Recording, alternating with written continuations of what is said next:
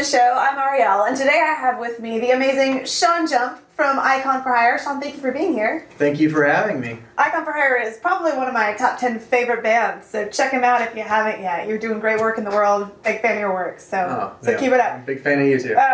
So most of you probably don't know this, but Shawn has been producing Icon for Hire demos since the very beginning. So for years now, you've just figured out how to run Pro Tools, how to make it work, learn instruments outside of your comfort zone. So you see him up there playing guitar, but you've expanded to so much more than that with digital drums and keyboards and all sorts of weird buttons. I don't really know what you do up there, but looks cool. So I know so many of you guys have questions about the creative process, about being a full-time musician, about songwriting. So I thought it'd be cool to bring Shawn on the show today. We've been making demos. We're about to go into the studio to turn those demos into actual songs.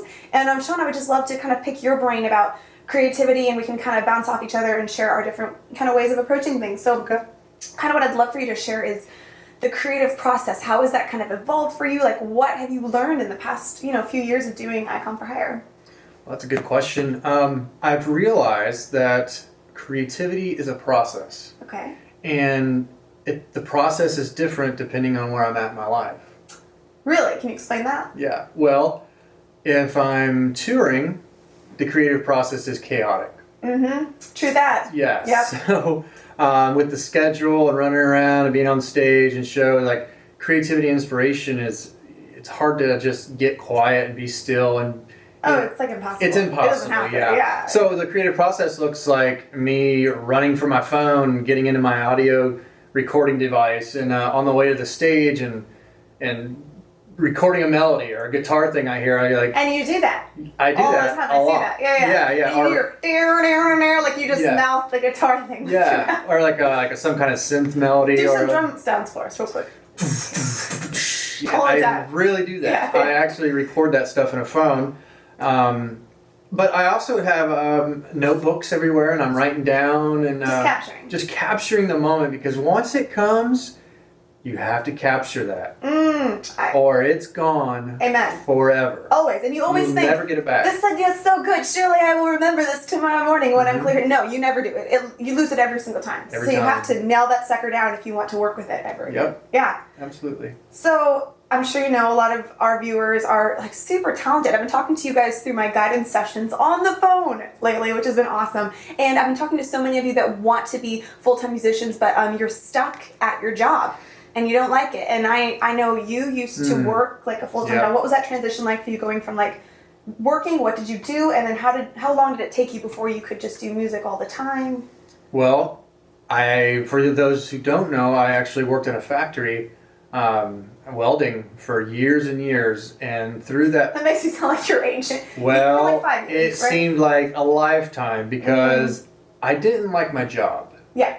But what I did gain from that job has helped me today with my routine, time management, working with people, being on creative projects at my job, which I brought all of that knowledge that I learned at that job into Icon for Hire and into the way I manage my life. You have. Let me just brag on you real quick. Shawn was the one that was sitting us down right at the beginning and saying, we need a business plan. Here's our Excel sheet. Here's our yearly goals. Like that's getting hot right now.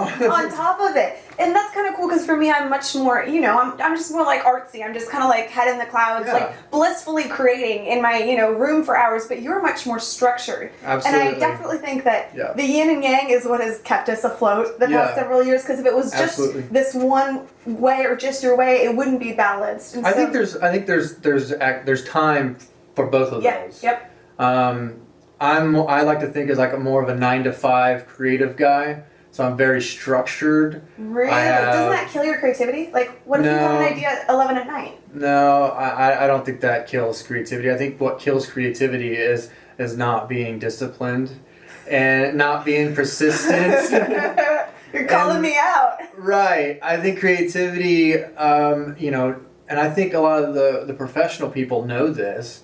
And I think the question is, what are you doing every day to work that creative muscle inside of you? When you work out, you have to act. I work out. I used to work out. If you work out, you have to act. And if you go to the gym, you're acting and you're working. Taking action. You're taking action. So when you take that weight and you lift it, you're breaking down the muscle and rebuilding that muscle. I know this is real technical for me, it's guys. my personality coming out. Yes. So this is what we do band meetings all the time. right. This is the kind So when I work that creative muscle, that creative muscle, it's what am I doing on a daily basis to be creative? Whether that's 5 minutes of the day or an hour of the day. Okay, so let me share my kind of like opposing view on this because I would that love to hear it. works for you. I've heard it for a long time. I've preached it at you for a long time. What works for me is doing what feels hot when it feels hot. And so I like to kind of just follow my creativity around.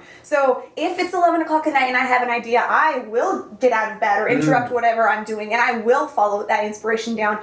And I mean, generally, I'm more creative when I'm not supposed to be. So I'm more creative on tour or on weekends or after the 9 to 5. Yeah. And I don't do as well with like a ton of structure and deadlines. That kind of kills my creativity. But I love that we're able to offer both of those views today because I think a lot of times people just kind of preach the one and they say, here's what works for me, so this should work for everybody. But we've kind of each found what works for us. Absolutely. And it's kept the whole of Icon for Hire running for a long time.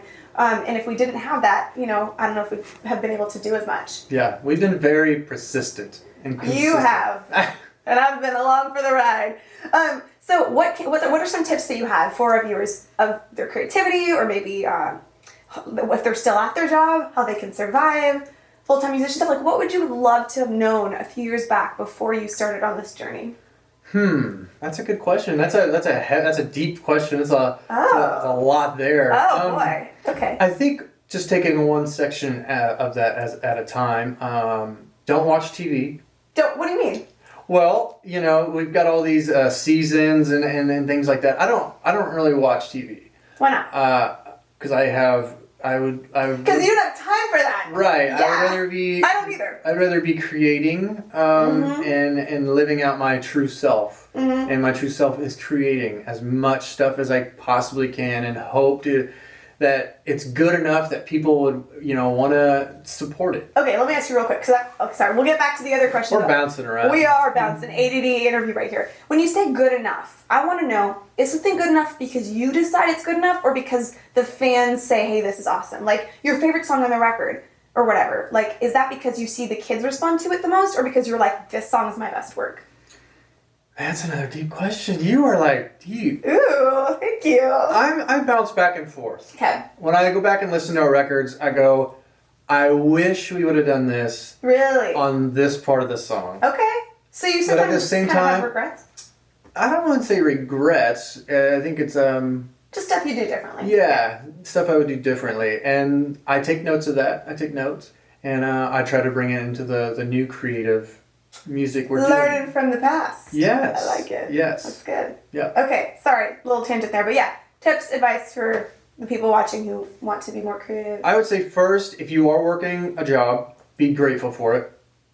Instead of bad-mouthing it and hating Instead it. of being a victim and bad-mouthing and hating it, figure out what you can learn from that job. Just take 15 minutes at one night and go, I don't like my job, and I'm identifying this, but what can I learn from my job? And you'd be surprised on what you could learn from the job you're at. There's some takeaways. That's going to help you in your creative process. Because if you're coming home and all day long you've been saying, I hate my job, it's going to suck the life and energy out of you. So just be grateful for what you have. And so when you come home, make that list, and then when you go back, start applying those things, and you're going to find something is going to take over, some kind of energy or force inside of you. Just having that grateful attitude, you're going to attract this. I don't even know what it is, but you're going to attract this. It's not going to suck as much, basically. It's not going to suck as much, and you're going to have this energy and this passion and this creativity flowing from parts of you never realized you had. Wow. So when you make the list of your job and go, I'm going to learn these things and I can learn these things, and you apply those to your creativity, you're going to see a lot of changes there. That's good. And it reminds me of, working at jobs. I think one of the episodes I did, it was 10 things you don't know about me. I listed off, all the 20 jobs I've had in my lifetime because I never really was good at keeping jobs. You had 20 jobs? I think so. Taco Bell, Target, movie theater, Monotronics, door-to-door water salesman, just a bunch of stupid stuff. But for me... But you did those jobs. I did do those jobs, and I would do them again if I had to, for sure. I don't know if I would be grateful, but one thing that was helpful to me was to view it kind of like an experiment, and I always knew and hoped that I would be doing music, and so I thought, oh, this is going to be cute. Yeah. One day, 5 or 10 years from now, I'm going to look back and be like, oh, that was adorable that you just